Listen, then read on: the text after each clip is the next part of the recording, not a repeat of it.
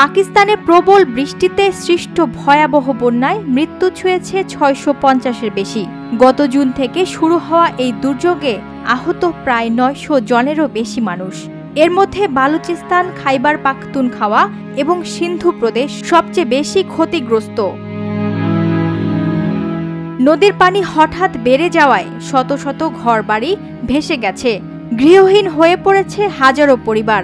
ভারী বৃষ্টি, বন্যায় বিকল হয়েছে যাতায়াতের পথ, ফলে উদ্ধার কাজে সময় লাগছে বেশি। এদিকে কয়েকদিনের বন্যায় এখনও নিখোঁজ বহু মানুষ। দেশটির প্রধানমন্ত্রী জরুরি পরিস্থিতি মোকাবেলায় জাতীয় দুর্যোগ ব্যবস্থাপনা কর্তৃপক্ষকে সকল ধরনের পদক্ষেপ নিতে নির্দেশ দিয়েছেন। কর্তৃপক্ষ বলছে উদ্ধার তৎপরতা এখনও অব্যাহত রয়েছে, তবে প্রবল স্রোতের কারণে পাহাড়ি অঞ্চলে পৌঁছানো কঠিন হয়ে পড়েছে। এদিকে বর্ষার প্রভাবে পরিস্থিতি আরও খারাপ হওয়ার আশঙ্কাও রয়েছে।